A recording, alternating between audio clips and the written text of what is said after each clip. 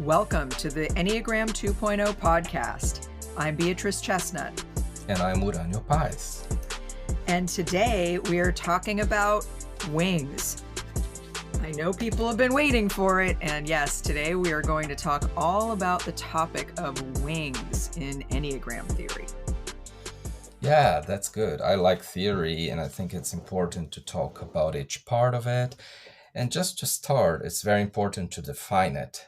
We have talked a little bit about it in some of our earlier podcasts, but you may know already that the Enneagram has a symbol connected to it. It's a symbol of 3 geometric figures. There is a triangle, there is a circle, and there is also what we call a hexad, which is a different star that connects points 1, 4, 2, 8, 5, 7.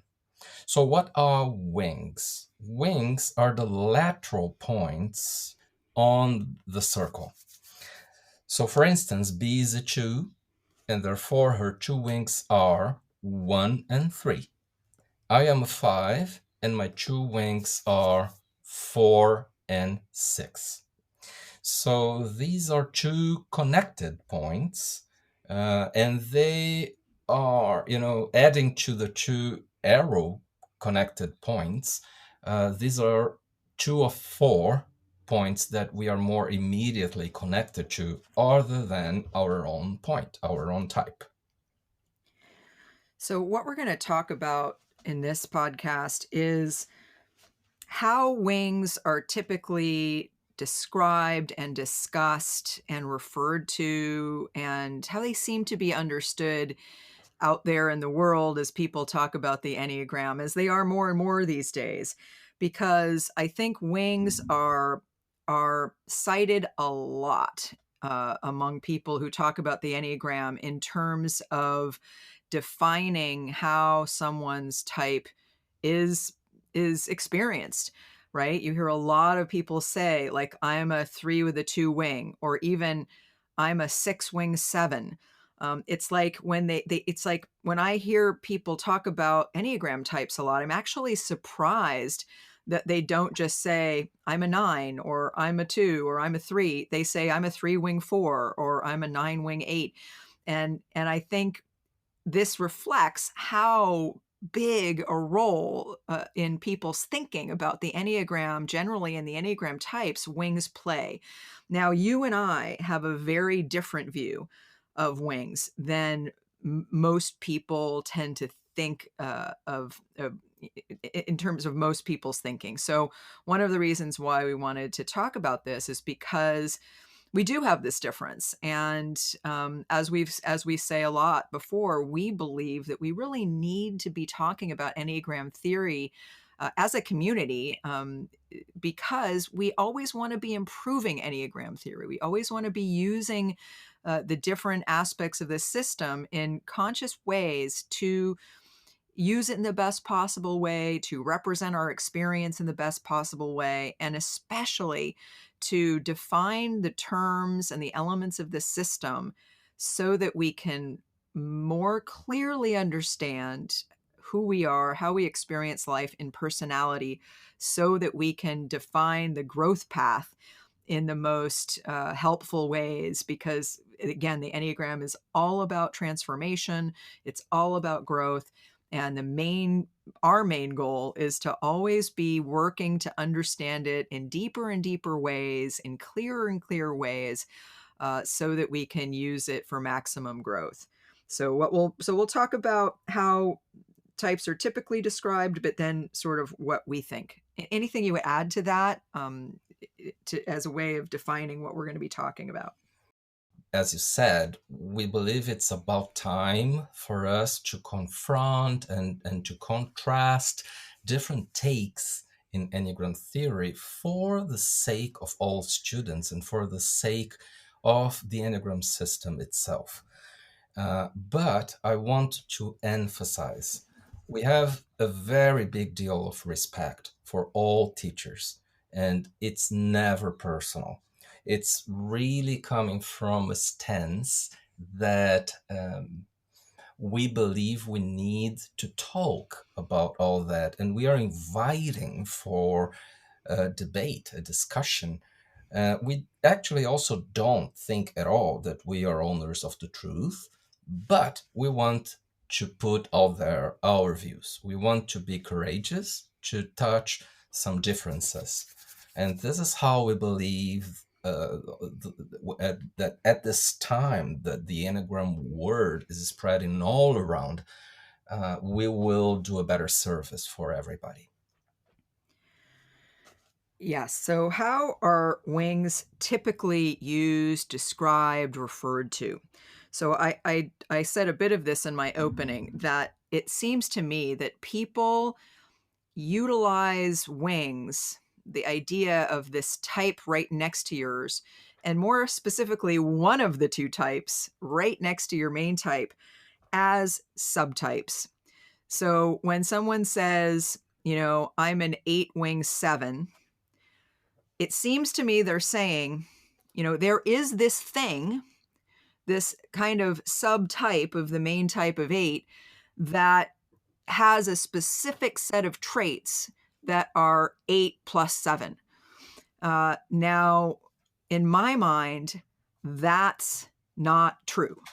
In my mind, the wing does not create a subtype of the main type. In my mind, and again, I'm just expressing my opinion, and that's what we're doing here. Of course, we think we're right. We've been studying this for a long time, but others may have different views, and I understand that. But I want to really back up my view with experience. In my experience, when I meet people of different types, I don't see a specific wing influence being the same for every person of that type. For instance, when someone says I'm an 8 wing 7, like, I have absolutely no idea what they're talking about. I do not think there's one thing called an 8 with a 7 wing. I think what I'm thinking they're saying is that I relate to 7 a lot. I'm an 8 and I have the 8 characteristics. I see that in myself, but I also have some of these 7 characteristics. Well, in my view, it's just natural that we all have a few of the characteristics of both wings. That's what the wings are, right? I do believe that the wings color our main type, that because the circle is a spectrum and not these distinct points along the circle, that it makes sense that I'm a 2, that I relate to some aspects of 3, and I will relate to some aspects of 1. But by the way, a bird needs 2 wings to fly. If you have 1 wing, you're flying around in circles, and maybe that's part of what people are saying when they have 1 wing, is this is how I'm off balance. But I just don't see. My main point is I don't see that every person of a specific type is the same. In other words, there's a consistent subtype that is defined by the wing. And maybe I'll stop there because I have a lot to say about this, obviously, but I don't want to talk without giving you a chance. I want to use myself as an as an example of this, but what do you think so far about what I've said? Yeah, I really agree with you. And I want to go a bit behind that and say another thing I think that might also explain that. So, for you and for me, in our system at Chestnut Pie's Enneagram Academy, we see both the wings and the arrows as resources for growth, as ways or even paths that we need to use if we want to rise above our personalities, our passion and fixation in our type, of our type. So if the wings are resources for growth, we need to understand how to encompass, characteristics of both of them. And this is not what people who had in the past or still emphasize wings do. They are more interested in saying, well, I think I have more features of this wing and not that other wing. And they always talk about personality features, meaning lower sides of those two types, almost always, And so this is a difference between taking the Enneagram more as a, a system that explains where we are and who we are right now, and not what we try to do, which is having the Enneagram system as a system to evolve, to get out of where we are right now, to use those other points on the Enneagram symbol as ways to improve who we are, or to have a psycho spiritual path to work on our issues. So if we do that, we won't emphasize as much the wings in behavioral ways, or say that, as you said, there are specific things that we tend to be or to have or to do when we have one wing stronger than the other. That is just not the point for us. We are much more interested in examining how those um, points can help us get out of our problems, right? Do you agree with this, B?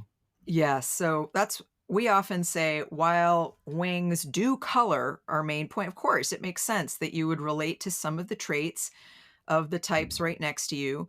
In my experience, first of all, that's a really individual thing based on an individual's personal history and experience. For instance, a given two may develop, let's say they relate to some aspects of one. There may be one two that relates to certain aspects of one, like maybe they're perfectionistic in certain areas of their life, but there may be another two who relates to some aspects of one, but relates to completely different aspects of one. Like maybe the aspect of being really for social justice and wanting to make the world a better place in specific ways. So, one of my points is that there isn't one set of traits that is defined by quote unquote having a one wing. That's why I say when someone tells me they have a wing, like I think to myself, I have no idea what you're trying to communicate to me when you say that. I don't know anything more about you than I did before I knew what your main type was, then that you relate to some aspects of that type, but I don't know which ones, because which ones are going to depend on who you are and what your experience has been. For instance, I'll use myself as an example. I'm a two, and now I could say I have a one wing because I can see more one traits in me than I can see three traits in me. But by the way, I also see three traits in me, and they're both there if I'm looking carefully.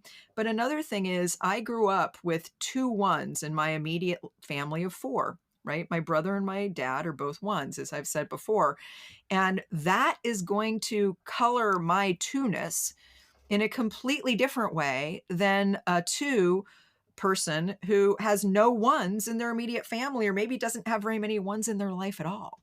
Right, because I think when we type people, when we work with people, we notice that their main type shows up a lot of times depending on the different influences in their life. If you're a two that had a six parent, you may show up in some ways that are a little bit six-ish. If you're a nine who had an eight parent, you might be a little bit different than a nine who has no eights in their life at all. So I think that's one element. Is one thing I really, really want to point to is that while wings, of course, color our main type, it makes sense that we might relate to certain aspects of the types right next to us on the circle. They aren't subtypes in the way that it's going to be the same for every person. It's not some sort of addition of a specific set of traits of that type that applies to everyone, right? So that's my biggest point about why I don't think wings make sense the way they're typically talked about. Now, the next point is the one you made, is that, well, how can we understand wings maybe even in a different way that applies more to our growth path, to transformation, which is what the Enneagram is all about. Because I actually think part of that is implicit in what you said is that when we adhere too much to this idea of wings, especially if it's not really that accurate or that real to in the way I'm saying, it can actually kind of keep us um asleep to some of the true aspects of our main type. Uh, because in a way we outsource those qualities. For instance, I hear people saying things like, I'm a 3 wing 2. And I think what they're sometimes trying to say is, I'm more sociable. I like connecting with people. I'm a little bit more relationship oriented. Well, guess what? A lot of 3s are relationship oriented. And I don't think that is something that's necessarily a 2 trait. But sometimes I see 3s disowning or staying blind to their capacity for being interested in a relationship because they've given that over to some, in my mind, fictional 2 wing. They're creating a story that's about 2 when it's really more about them, right? Or here's another thing. I'm sorry I'm talking so much, but I No, do it's want to, good. I do have a lot to say, and I'm going to get back to your growth path point in a minute. But another thing is, I think here, and here's probably the most important point I want to make in this whole podcast, which is wings have been made to do the work that are more appropriate for the instinctual subtype. So for instance, when someone tells me they're a 3 with a 2 wing, and again, what really shocks me is that's the first thing they say. They don't say, I'm a 3. And then later on in the conversation, they say, oh, I relate a lot to 2. They say, I'm a 3 wing 2. And I'm thinking to myself, that's not a thing. There is no such thing, one thing as a 3 wing 2. But again, they're describing it like it's a subtype, like it's a subtype, like there are 2 subtypes of type 3. There's 3 wing 2 and 3 wing 4, and that those are specific subtypes that we all know about. Wings, in my view, are not subtypes because, again, there is no one thing that wing does to that type that creates a specific set of traits that apply across the board to either these 2 categories of subtypes of one type. But the instinct-based subtypes, the self-preservation 3, the social 3, and the one-to-one 3 or the sexual 3, those are very distinct subtypes with very distinct focuses of attention, patterns and habits that are more nuanced than the main type. And I think what happened, and again, this is why I completely understand why we went down this path in the first place and why there is a lot of talking about wings in the culture. I completely understand it because I think before, and I think still a lot of the people in the Enneagram community don't use the approach we use to the subtypes, which comes from, as I often describe it, Claudio Naranjo's later theory of the instinctual subtypes. A lot of people don't know the 27 subtypes as we describe them.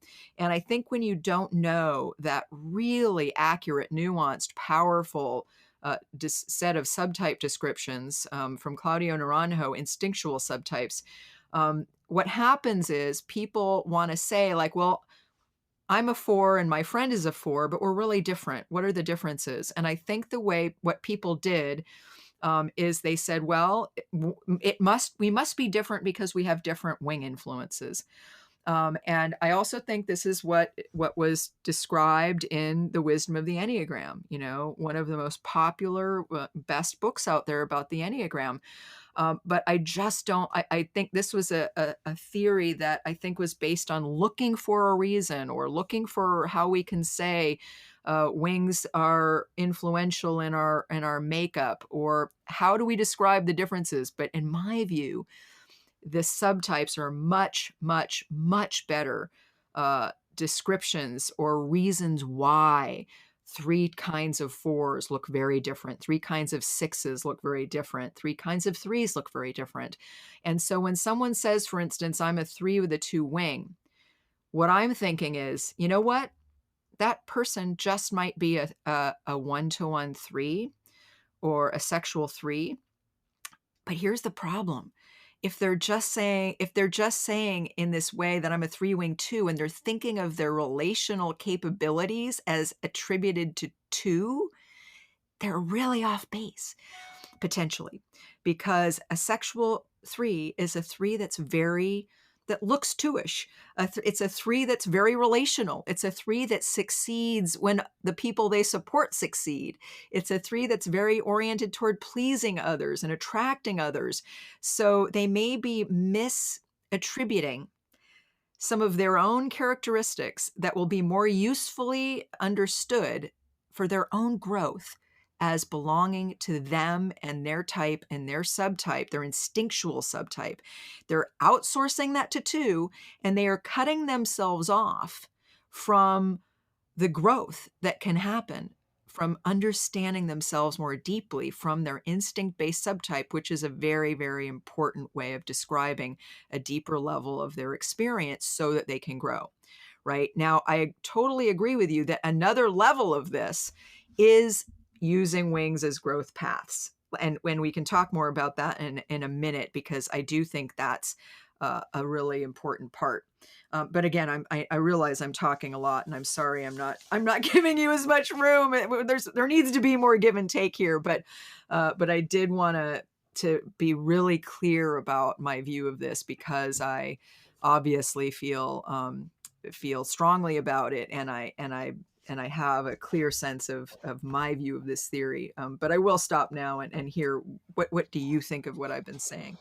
Well, I don't mind at all that you're taking this space because you're saying all this on our behalf as CP, and I appreciate also how passionate about this you are out of a commitment to getting to the right theory. I think it's also a little bit of the academic streak on in you that I know you have, and also the truth teller in you, like calling people for a discussion, and I really appreciate all that, and I think you covered important aspects. What I want to add to what you said is a little bit of history. I think that at the time that Claudio Naranjo was developing his subtypes approach. His work wasn't known very much in the US. He wasn't up to then invited to present at IEA conferences. IEA is the International Enneagram Conference. Up to when you and I were on that board, and we participated in a group that decided to invite him up on the early 2000s. But up to then, none of the most prominent American teachers knew much about his approach. And subtypes were, in my view, an initial exploration done by all American teachers. And to be honest, that South American teacher, Claudio Naranjo, although he's South American Chilean, although he lived in Berkeley, he had done a better job up to then, in my view, of describing the subtypes and exploring what the 27 subtypes really were. But in those times, the teachers who published books and became famous did not have access to that material, and not always they were interested in considering his viewpoints. And because of that thing that you described of wings taking the place of subtypes happened. There needed to be an explanation somehow to the differences that we saw in types. And I really appreciate all the American teachers, and many of them were my teachers, for the effort in trying to find the truth. It's just that it comes a time when we have seen all approaches, and I think it's really good if we can be humble and say, okay, I think you got a point here, and I'll adapt my teaching. Our commitment needs to always be with the truth and with the Enneagram system itself. Exactly. And I want to say another thing about the history, and in this sense, the history of how I heard wings being described early on. And this comes from Echazo. And I think this is really interesting. So I did hear that Echazo said at one point that each type is in some ways a product of the tension between the two types. For instance, isn't it interesting that, say, the pride of the two is a kind of, it's like a midpoint, or it's a product of the tension between the anger of one and the self-deceit of three. Isn't it interesting to contemplate that the lust of 8 is to some degree kind of tension, a midpoint or a tension point between the gluttony of 7 and the sloth of 9. And so Chazo said this, that each type is kind of a product or a mixture of these aspects of the two types. Now, that to me makes a lot of sense. But I don't think it leads to a sense that, like, you know, 9 having a one wing means there's this kind of additive component. So I feel like sometimes when we don't have access to a more sophisticated, more alchemical view of Enneagram theory and how the types manifest, we sometimes do a simple addition. Like, okay, if we were to add 9 plus 1, we'd have the traits of 9 plus some of these traits of 1, and it would just be this kind of simple addition, like I'm a 9 who's perfectionistic about some things. And again, I think when it gets simplistic like that, we're getting off track, because it's a little more nuanced than that. And so I do think that wings are uh, they're connected to us in a certain way, but I just don't think that the way we talk about them today yields us very much nuanced understanding of how the core type manifests. I even think it obscures. I think it gets in the way of understanding ourselves at a deeper level, both in understanding the the way our main type operates in the world in its completeness and depth, but also, again, that instinctual subtypes are the main thing to understand about what's going on at a deeper level, and how the three versions of each of the 9 types differs in specific, interesting, and important ways from the other two. So that's what I would add on to what you're saying. Yeah, thank you for that. And, I also see that approach very valuable for me to understand myself as a 5. Like, I can definitely have many self-observation points when I think of 5 being a mixture, that mix between 4 and 6. Like, 4s are sometimes more internalized and in touch with themselves, going inside, but then 6s are more mental and fear-based. So I think that mix explains a little bit what a 5 is. And as a matter of fact, in the 70s and early 80s, there were some earlier Enneagram teachers, who would teach the 9 types as the result of those combinations, those mixes of the two arrows, and I find that intriguing.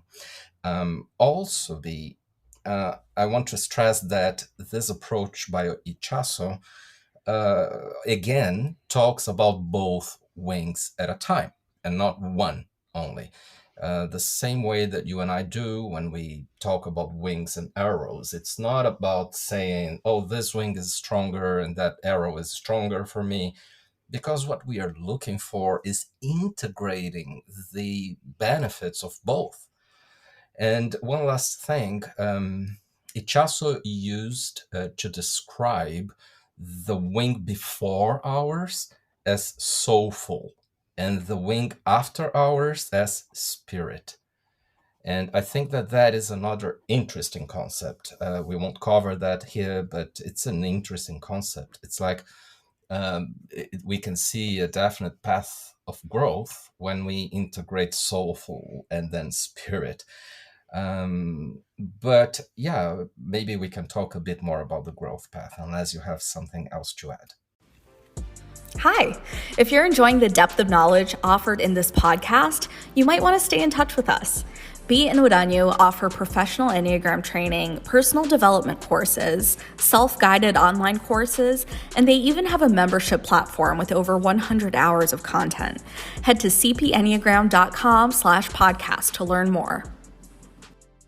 So before we talk about the growth path, and again, I think this is a segue between what you're saying and talking at a more deep level about how to use wings as growth paths. I think I really want to highlight the what you said about the whole point of understanding and using wings is integrating both of them.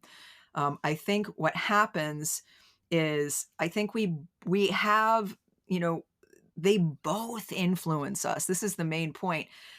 They both influence us where we are in between them on the circle. But here's the thing, when you say, I have this wing, I think sometimes what you're saying is you're more conscious of some of the ways that type influences you.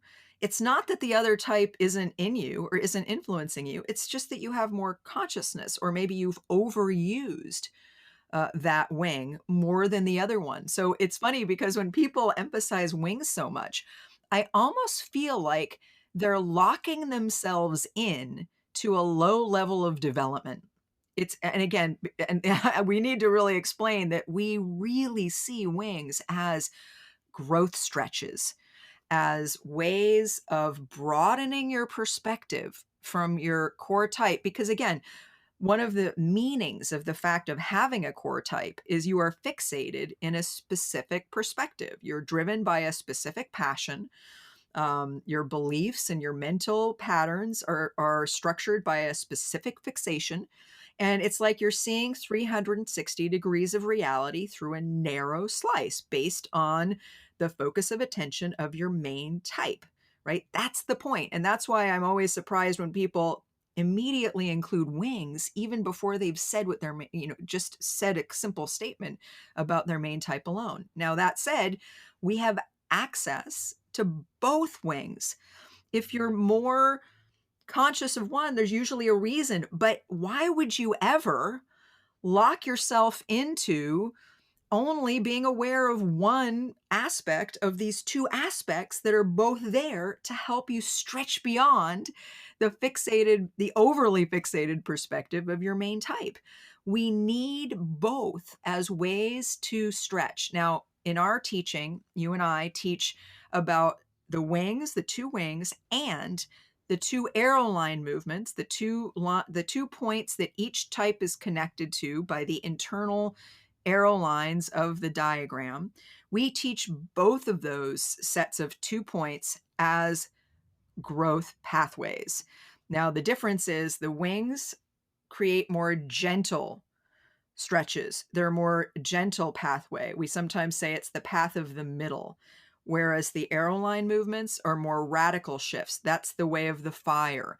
So when we're talking about wings, and I really want people to understand part of the reason why we object so strongly to the way wings are defined in this very set way as subtypes or just specific sets of traits that are, again, to me, frozen in time, is we very much see this tension and the way this almost energetic tension and or potential for movement beyond fixation that these types represent. And so we often say, you need to use both as a way, and they're both special access points. It's like they're gifts to be able to move beyond in a first step, first stage kind of way beyond your fixated perspective. Now, what we always say, you need to use them in a certain order, just like you said, one is more soul and one is more spirit. First, you need to go counterclockwise. You need to go below your type and integrate that wing. And then you need to go above or clockwise and integrate that second wing. And those are the two pathways that these wings create. And that's the meaning of that. We believe that's the main meaning of them. And so if you just say, I'm a 7-wing 6. Like, why? That's, you're sort of saying I'm stuck in time and I'm only really going to pay attention to how I might relate to some aspects of 6, and that's it. Whereas we see these as very much sort of energetic, transformative paths. Yeah, this is perfect, Bea. Thank you for providing this very good summary of what we believe in and how we teach this part of the material. Maybe what I can add is the concept that we always need to take into account, that on the Enneagram circle, going clockwise is evolving, while going counterclockwise is devolving. So it's important to know that there are many things to understand behind the Enneagram symbol. Gurdjieff used to say it's the symbol of all and everything. Many times I believe, Bea, that when some teachers talk about wings, they don't really consider the laws behind the Enneagram's diagram, which needs to be included in our understanding. So this is a sacred diagram. It's very ancient, and we need to understand that going counterclockwise means devolving, means becoming less aware, becoming not as good, and then going clockwise, going ahead to the other wing, it really means getting to a higher place. So why would we then go first against counterclockwise and then go clockwise? Well, it's because we need to get a certain energy behind, and it's like an athlete. When there is a sprinter starting a race, the person brings one of the legs back to get impulse, to get traction. And that is your first wing. You need to go back one wing to get some resources that exist in there so that you can go more easily to the next wing. And then even keep going, clockwise on the Enneagram's diagram. So it's moving back just as a way to move forward.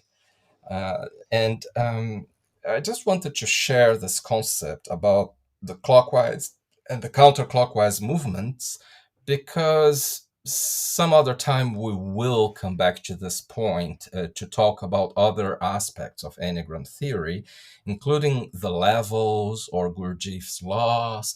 We intend to talk about all that eventually. I think this is really important because, again, we're putting it in this larger context of the Enneagram as a symbol of perpetual motion, a symbol of transformation. Again, why would you lock yourself into, I'm a 3 with a 4 wing, end of story? Again, and I don't even know what that story is, again, because I don't understand what parts of 4 you relate to if you say you're a 4 wing. There's many aspects of 4. And it can be very different than another 3 who relates to 4. And if you relate more to the wing that's above you, one of the things that tells me is you need to do work to integrate the wing below you, right? Because we need to integrate both. That's why they're there. They're not there to sort of keep us fixed in our personality. They're there to help us expand beyond our normal habitual way of perceiving the world. So exactly like Uranio said, we need to integrate in a conscious way, the healthy strengths and aspects of the type below and then the type above. And what happens is sometimes people do get a little bit stuck in only relating to sometimes some of the low side traits of one wing or another. And just as we talk about the same thing when we talk about the arrow line movements, and we did a podcast on this, that you need to integrate the arrow that's pointing to your main type. We sometimes call it the arrow against first, because that's like this regression in service of progress. Exactly like Uranio said, you need to get energized by reclaiming or reowning or becoming more whole, by becoming more conscious and aware of these things that may represent more unconscious elements or things from the past, uh, uh, things that have to do with, like we're saying, sort of going more counterclockwise on the circle first. But again, that's the first step. And then the second step is integrating the other wing or integrating the other arrow. But we maintain the shifts that we create when we integrate these other types more thoroughly and more deeply. And they're more sustainable when we do it in this order. Because of the meaning of the symbol, because there is this sense of when we go counterclockwise, we're losing awareness, and when we go clockwise, we're gaining awareness. And again, it's all about gaining awareness. It's all about understanding the personality defensive structure that you've identified with or over-identified with, so that you can move beyond it. So we really hope people will re-examine the way they've thought about the way they've talked about wings, so that they don't lock themselves into a kind of sense of themselves that doesn't really help them make sense of their experience, in part because it's not, there's no there. I don't, like I said, I don't know what a 4 with a 5 wing is. It doesn't mean that you don't, if you're a 4, you don't relate to some aspects of 5. You probably do. But how can you get more conscious of that and create more movement? So that you then, as a 4, really think about, like, how can I integrate healthy 3 qualities first? And then not just think, well, I've just got this thing hanging out there, this part of me that's 5-ish. No, it's much more than that. And again, it could be a really different part of 5 than another 4 relates to, based on their life experience. So again, we always need to be asking ourselves, how can we understand the deeper meaning of the system, the deeper meaning of this symbol, in the context of using the Enneagram in the absolute most effective ways possible to help us move forward, be more conscious and aware. Because, when we don't see the Enneagram in movement in the right ways, as this sort of symbol of transformation, we are absolutely, in a way, kind of using it against ourselves, to keep ourselves stuck in limiting ideas that we just get used to, either because we like the person who said it, or everybody else says it, or it's become a custom or a norm. But we're asking you to question this at a deeper level. And it's funny because in my book, The Complete Enneagram, some people noticed that I didn't say anything about wings. And this was because, of course, as you're hearing now, I have a lot to say about it, but it was already a very long book. And so I didn't want to go into this, I didn't have room to go into this explanation at that point. And I sort of wanted to make a point by not mentioning it, by its absence. In other words, I wanted to say, maybe this isn't as important as you think. But of course, I got some criticisms in Amazon reviews saying I don't agree with her about wings. So I'm hoping that if you have a strongly held belief about what the wings mean, that you're really just open to what we're saying here, and that you open yourself up to maybe just reconsidering the model that you've held, and why you've held it, and what is it doing for you. Yeah. Well, one thing that you, our listener here of the Enneagram 2.0 podcast, can count on is that we'll always keep being provocative and creating some, how can I call that? Well, I think we're just telling the truth, and as we Yeah, see it. And again, our we're not truth. saying Yeah, we're always right, but we do have a lot of experience in this, and we yeah, do question our beliefs as a way of of making them stronger. And Yeah. we do base what we think on evidence and long-term evidence of working with many people over time, using the Enneagram, me as a psychotherapist, you as a business consultant, and now both of us together as people who lead retreats and workshops with people who are using the tool at a deep level and in really great ways. And so again, hopefully we're backing up our our our thoughts, our beliefs, our views with evidence, and that we're giving you something to think about, Yeah. so that you can reassess maybe uh, what you've been thinking. Again, always from the point of view is it working for you? Right. And you and I sort of try hard to, go along with our own movements to wings and arrows. And so one of the places that we meet, you being a 2 and I being a 5, is at 8, right? There, we have arrow point and arrow point Yeah. connections there, and we can meet there. And also on 4, which is a wing of mine and an arrow of yours. So 8 and 4, I think, invite for controversy. And here we are. There are just 2 more things that I want to share here. Um, First is that when we start talking about our wings in the ways that we usually see on Facebook and social media, people talking about it, I don't think the content of what people bring in is very relevant for inner work and awakening. It's regardless if people are talking about some positive or negative features, they seem to me to be more interested in just describing their behavior. And to me, that can become a distraction, and if not an excuse for some things that we need to look at. And we don't, because we are more concerned with less central aspects of our self-observation. To me, it's very important that we take the Enneagram a little less as a theory of behavioral traits and a little more as a theory of deeper motivating drives underneath behavior.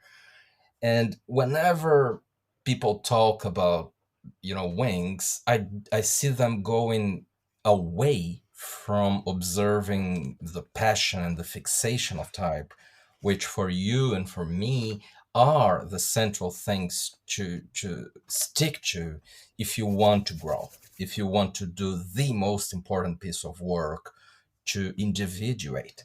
So this is why I don't think that the usual discussion about wings really helps. Yes, and I think in closing, we can summarize, because I totally agree with you that I think sometimes when you see people saying, "I'm this type with this wing and this subtype sequence and this whatever else," it's a little bit like getting too caught up in diagnosis. And my question is always, are you going to get lost in that definition or description, as you say, and not allow yourself to really keep your eye on the ball, to be really focused on what this is all about, which is movement beyond, which is using the knowledge of the personality as a vehicle for greater understanding. And so I think we've wanted to question the way wings are typically used in much of the world out there, because we have the purpose of trying to um, question theory and practices that we think keep people stuck, that keep the Enneagram movement from moving forward and being as effective and powerful in people's lives as it can be. And so we don't believe wings are subtypes that describe specific set of traits. We don't see that in our experience. It certainly isn't true of my experience of my own type. We believe that both wings are important to integrate as growth paths. And just know, when I'm out there in the world interacting with people and they tell me I'm a this wing, that, I'm not judging you because I've done a lot of work on not judging people who have a different view than I do or a different way of approaching things. But I am thinking to myself, okay, you just told me what your wing is, and that tells me nothing about you. So if you hoped that I would know something about you in specific, I don't speak that language. Any last things you would say to close this out? I think we made our point. I'm happy that we have recorded this podcast. And, if you don't agree, this is fine as far as we keep the discussion open and we all stay humble to listen to each other and to exchanging ideas for the sake of the Enneagram system. The Enneagram should always be above any of us. Yes, and it is something that is that needs to be discussed and talked about and worked with and wrestled with, and just know that if you do have a different opinion, that's fine. But I just hope you'll back it up, like tell us why, and give evidence, not necessarily to us, but to each other. If you think deeply about this, I hope you just really think about the why of it, make a case for it. Why do you believe what you do, and how does what you believe help you grow? So thank you for listening. Join us again for our Enneagram 2.0 podcast, where we talk about all things Enneagram.